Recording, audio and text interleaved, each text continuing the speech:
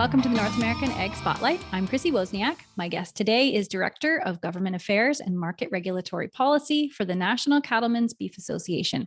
He has been on Ag Spotlight before, but today we're going to be talking about the NCBA's stance on the Cattle Contract Library Bill and their ongoing push for transparency in the industry. I'd like to welcome back Tanner Beymer. Thank you so much, Tanner, for being here. Absolutely. Always a pleasure. Awesome. So first of all, can you explain to me what the Cattle Contract Library Bill is? Yes. So this is a piece of legislation that we've been working on for a while now as part of our efforts on market transparency. And what the bill would do is it would tee up and authorize USDA to maintain a catalog of all the different types of contracts that are offered by packers to cattle producers for the purchase of fed cattle.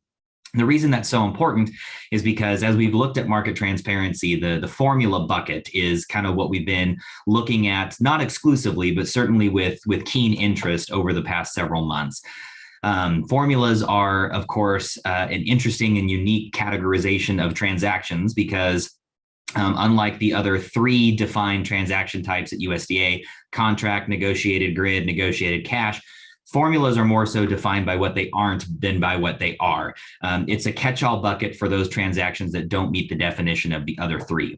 So the terms vary widely, and then even geographically, the qualities and the traits in cattle that are being incentivized with formulas are different. And so this is just one more arrow in the quiver for producers. You know, information is power, right? And more information when you're going into a negotiating situation for pricing mechanisms or whatever the case may be. This gives them more information to go into that with, and they can compare their marketing arrangements with those of other cattle producers and maybe find some opportunities to capture some more leverage with packers. Right. That's awesome. So can you tell me about the current relationship right now between meat packers and producers? Yeah, sure. So, I mean, packers, of course, are the buyer of the finished product. If you're a cow-calf producer, a stocker backgrounder, or a cattle feeder, and you're in the business of raising steers and heifers for fed slaughter, the packer is your ultimate end consumer, of course, for the live animal. And so there's a variety of different ways that packers procure cattle. Of course, there's negotiated cash, which is the most traditional and a major contributor to price discovery, which has also been an issue that NCBA has been working on for a long time. But over the last several years, we've seen an increase in the use of formula transactions to market fed cattle. So this particular piece of legislation is really designed to shed more light into that formula bucket, right? And to inform producers about what the different types of transactions that there are available in there.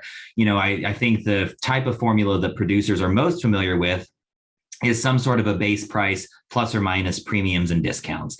And that is certainly a formula. It's probably the one that's most frequently used, but other types of transactions, you know, it's like we call them top of markets, which is basically just you get a flat price, which is the top of the cash market weighted averages from the previous week, or cash plus transactions, maybe utilizing some sort of a formula that incorporates the futures market. This legislation is really designed to shed some more light into that formula bucket. Right. That's good. And so the producers need more leverage, right? So you're saying that this will give them more leverage in a lot of different ways, specifically in these the different ways that the buyers would be looking at the transaction, right? Well, I think it provides an opportunity for producers to capture more leverage, right? Because if I'm a producer and I go into a contract library and I find out that, you know, there are packers out there, I might not know necessarily where they're at, but they exist out there and they're willing to pay a premium for, say, non-hormone treated cattle. And I've got a pen of NHTC steers in my feed yard. I now know that when I'm negotiating with the packer, whether it's on the negotiated market or whether it's in a formula type of a system, I can go and I can make that request for a premium price for that particular product. And that's just one example, right? We can do this with quality grades. We can do this with forecasted dressing percentages. We can do this with yield grades, all different types of quality, breed associations, what have you. And so I say it presents the opportunity for more leverage because it allows those producers, again, to compare their marketing arrangements to other producers, maybe in their region. And then having that information can go better informed into some of these pricing negotiations with meat packers. Right. Yeah, that's a great point. And so there's a few parts to my next question. Is this real-time data? How often is it updated? And is it looking ahead or behind? So it is looking behind. It would require at the very first. So if this passes both the House and the Senate, gets the president's signature, it's enacted law. Then USDA would be required to collect this information from packers about all the existing contracts that they offer out to producers. And that would be subject to USDA's confidentiality rules.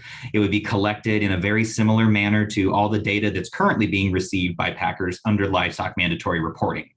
So that means that the information would have to be aggregated together, reported out in weighted average more likely than not, and then subjected to USDA's rules of confidentiality. But then going forward, it would need to be regularly maintained. So as more contracts are negotiated or contracts that have been negotiated become inactive, that's reflected by USDA, probably not in real time. I think the bill text says that it needs to be updated both on a weekly and a monthly basis, and different reports are associated with each update. But it would need to be maintained so that it is current. And the other thing that's interesting about this is that this would become a very useful transparency tool at the very beginning. But over time, it will increase in transparency value because, again, all those contracts that are no longer being offered would get marked as inactive. So as we start to move through time, you can start to detect seasonal trends, and you can start to detect maybe regional trends as well, so that you can kind of get a feel for, hey, 4 years ago when the supply and demand dynamics looked like this, these were the types of contracts that were out there. Maybe I can go in and negotiate something that looks more similar to what it did several years ago. And so the maintenance part is key on this, because it needs to be kept up to date. But just because a contract is no longer being offered doesn't mean it will leave the library. It'll just be marked as inactive, which is very useful for charting historical trends. Yeah, for sure. And so how would producers access the information? Sure. So, of course, it has to pass both chambers of Congress. It have to go through a rulemaking process at USDA. But once that is done, we would anticipate that it would be warehoused at the Market News Division under the Agricultural Marketing Service. And assuming that they tee it up similar to other existing LMR tools, you could access that library on the Agricultural Marketing Service's website, similar to any other LMR reports. Okay, great. And is this getting bipartisan support so far? Absolutely. I think this is a unique issue in that, there are a lot of industry groups in the cattle space, and we don't always see eye to eye on all these issues. But this is one of those, from a market transparency perspective, that all of us can get behind and agree to as a tool that will be helpful for producers. And I think Congress has taken note of that, which is why you've seen such a broad bipartisan base of support in the House of Representatives. I think there were a total of 18 co-sponsors all in all of both parties. And it got marked up out of the House Agriculture Committee 48 hours after introduction on a voice vote. So they didn't even have to go and do a roll call. So I think that bodes really well for the type of support that this bill is enjoying.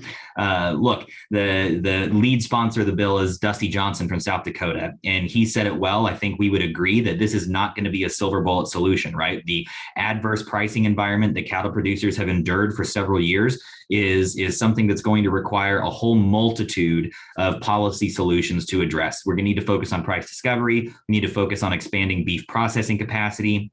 And we need to conclude that Justice Department investigation to see if there was anti-competitive behavior in the aftermath of some of these severe supply shocks that the market has endured. But this is one step in the right direction that the industry can widely support. And because of that, I think you're seeing such wide bipartisan support on the Hill.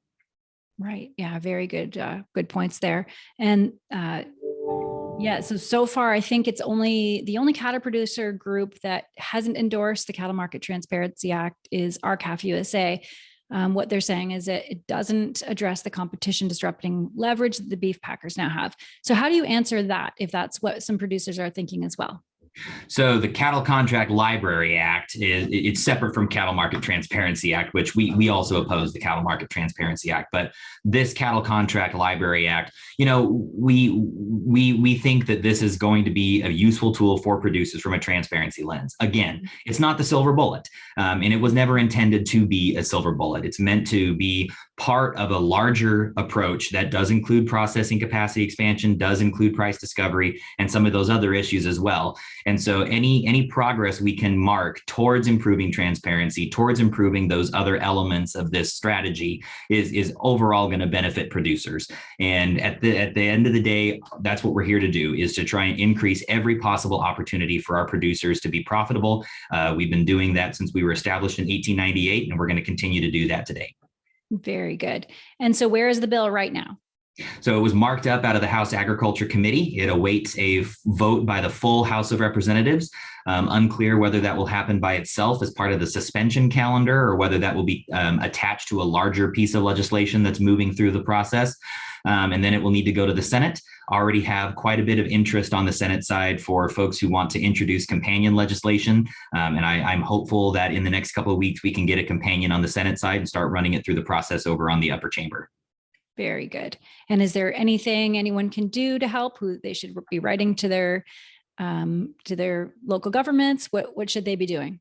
Absolutely. I mean, I think on the House side, this is something that's pretty well moved through the process very quickly, I might add, which again, I think bodes to the amount of support that it enjoys across the industry. If producers think that this is something that is going to help them in their negotiations, then I would encourage them to reach out to their members of Congress, particularly in the United States Senate, where we're trying to find some folks to lead this legislation on that side of the Capitol. I think it's always helpful for them to hear from cattle producers on all sorts of issues, but when we're talking specifically about this one, it never does hurt to pick up the phone and voice your support. Wonderful. And where can people find more information? You can find more information by visiting us online at policy.ncba.org. Awesome. Well, thank you so much for joining me today. I always appreciate your insight into everything in the beef industry. Absolutely. Always a pleasure. And thanks to all who are watching or listening. If you want more information, the links are provided in the show notes. Don't forget to subscribe to our North American Egg Spotlight on YouTube and Rumble. And the podcast is available on Spotify, Apple, Stitcher, Amazon, or wherever you listen to podcasts. And have a great day.